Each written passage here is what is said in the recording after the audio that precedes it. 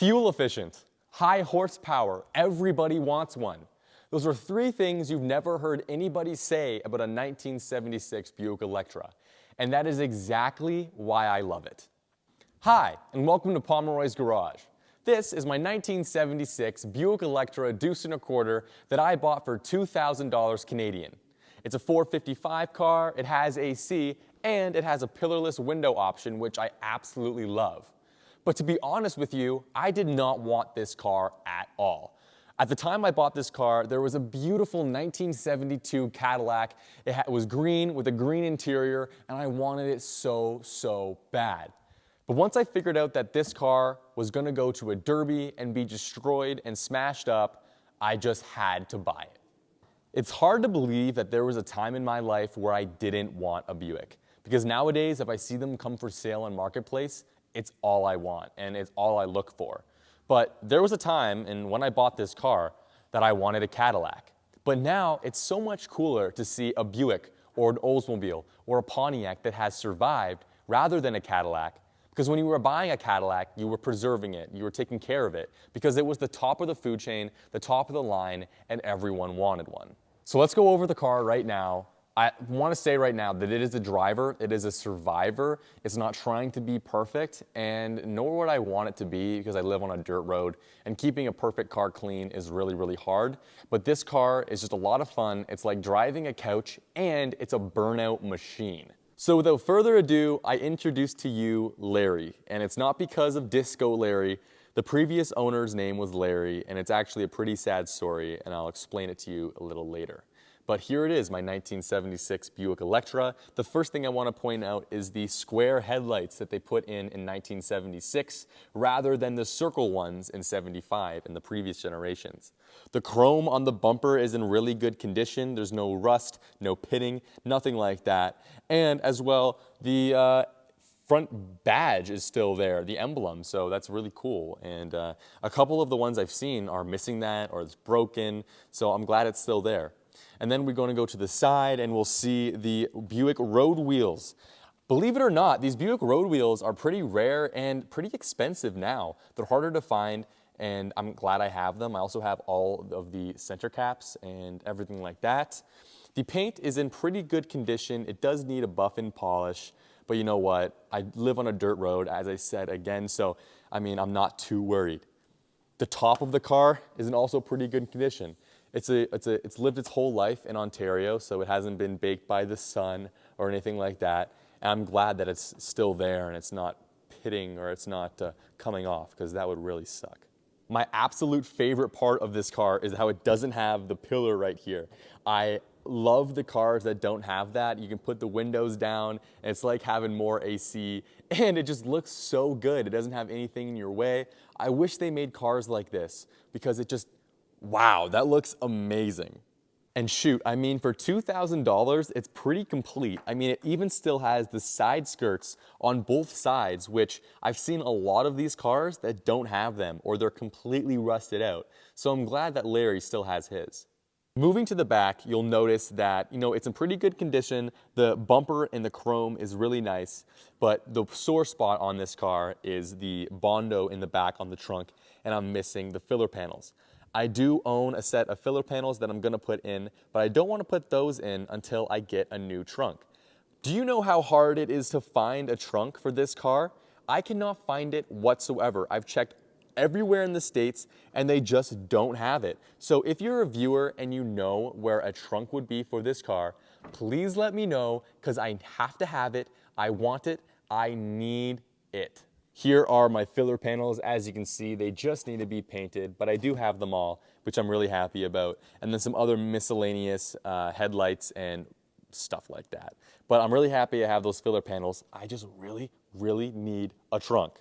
I'll put my email in the description box, and you can comment and let me know if you have one, because I would love it, because I need it. Okay, back to the car. On the passenger side, it's more of the same. It's just a driver, it's beautiful, and it's a lot of fun. Having your friends in the back of this car, you feel pretty gangster, you feel like you're in the mafia. It's a lot of fun, and especially for 19-year-olds, teenagers, it's just really cool. I don't know if you guys can hear that. but the buzzer still works, which is pretty cool. The door panels are in pretty good condition. The dash is in okay condition as well. I mean, the clock still works, which is absolutely insane. The seats are in good condition, has the original carpet, the original headliner. I mean, everything on the interior is original. The radio still works, the speedometer still works, the lights, the air conditioning, the wipers still work, the cruise control still works.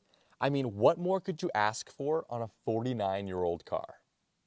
One of my favorite options on this car is the Gooch Cooler 3000 on the passenger and driver side to keep your jewels nice and cold. And in the back seat, it's more of the same. It doesn't really even look like someone sat back there, but I am almost 6'1", and when I get in the back, I fit perfectly in here. And this seat is all the way back. Now, I have done a couple of things underneath this car to enhance it and to make it a better driver. But before I show you that and put it up on the hoist, I'm gonna show you the engine. Wow, I think I need a new hood liner. What do you think? Now just take a look at this 455, the torque monster. It is unapologetically the 70s. It's equipped with a carburetor, all the vacuum lines that are ready to break, all the brittle plastics that will crumble as soon as you touch them. Take a look at how small these belts are. But it's so fun and it's so cool to work on. Diagnosing a vacuum leak on this thing has to be the worst. But everything is still there, everything works, even the horn still works. Like, listen to that. It's just so awesome. Awesome is gonna be a word I use to describe this car over and over and over again. Because if you could buy a 70s land yacht for $2,000 Canadian, which converts to about this much dollars American, would you not buy it? I mean, of course you would buy it because this car is just fun and it's unapologetically itself. There's nothing screaming, oh my gosh, I'm trying to be nicer. You can just drive this car and have fun with it. Take it to car shows, road trips down Route 66 with the AC still working. Why would you not want to do that? I think now people are just buying cars that are A to B commuters, that are iPads on wheels. And these cars from the 70s and the 80s and the 60s, even the 90s, they had soul. You could customize them, make them yours, and you cared about them so much. That's something that's lost on new cars today. And that's why I want to keep these cars alive. And if you're watching this video, you probably feel the exact same way. But let's put this car up in the hoist. You can see what it looks like underneath and what I've done to it so far. Here is the underside of Larry, and first off, as you can see, the bumper is not rusty, there's no ping, and there's no peeling of the chrome, which I am in love with. And then I got the gas tank redone and resealed on the inside and the outside because I didn't want any contaminants or any rust getting to the engine because that would really suck. Got a new sending unit, fuel line, and then we have a brand new stainless steel exhaust all the way up to the front. And the rust on this car, I mean, it was meticulously undercoated, so there is not much rust. I mean, look at the frame. The frame is in amazing condition. Same with the floor on both sides. I mean, as a 49-year-old fully Ontario car that has seen many winters, it is in great condition. Brand new dual cross member. And then coming up to the front, it does a little bit of its own oil changes, which is fine, but it needs new shocks because, I mean, it is, I think they're 49 years old. Like, I don't think they've ever been changed. But underneath here, both sides, it's pretty good. I have a new starter, new water pump, a new fuel pump. I grease everything, all the fittings. I do all the maintenance for this car. I mean, as I should. I would never take it to a shop or anything like that. But everything looks great. I mean, Larry, for 49 years old, is looking pretty good. You guys definitely don't care about this, but I just drove this car off the 4-post hoist. It was on the ground, and I got too far to the right-hand side, and both tires just came off. And it sucked to get back on. And for like an hour and a half, I didn't use my critical thinking skills. And then I did, and then my dad came out and helped me. So he is the hero, unfortunately. I'm just kidding. But he'll comment down below. He'll tell you that I freaking drove it off the hoist like a ding-dong. But yeah, it sucks. I will not be making that mistake ever again in my life though. So if you remember at the start of the video, I told you that I named my cars after their previous owners. And Larry is the very first car I actually did that with.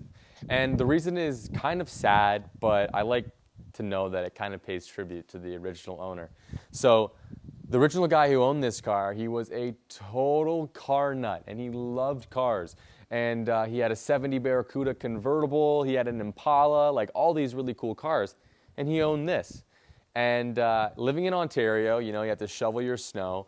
And while he was shoveling his snow, he slipped and fell and hit his head on bricks. Well, he was never the same after that. And his wife said that he had the mental capacity of almost a 4-year-old. It was the saddest thing ever. And, you know, it's so hard to see that, right? But he couldn't drive, he couldn't do anything, and the cars were just sitting there. And that's why the wife sold it and needed to go to a home that could actually use it and enjoy it, because if not, she couldn't really do anything with it. They were almost in their 70s at that time. So yeah, it's a really sad story, but I like that Larry lives on. And number two, Larry is just such a 70s name. Disco Larry, like come on. So yeah, that's why I love this car, and that's why it's named after its previous owner. And now all my cars are named after their previous owner, which is kind of cool. Thank you guys so much for watching this video. I really, really appreciate it. If you feel the need to comment, please comment. I love seeing all of your input and everything. I try to reply to all your comments, but I see everything because, you know, this is my 5th video and I love the engagement. I just love that you guys love my collection. Wow, I said love like 100 times right there. But thank you so much for watching, and I hope to see you in the next video. Let me know if you want to see my dad's 1975 Buick LeSabre. It has an LS swap, and it's really, really cool. Okay, see you in the next one. Bye-bye.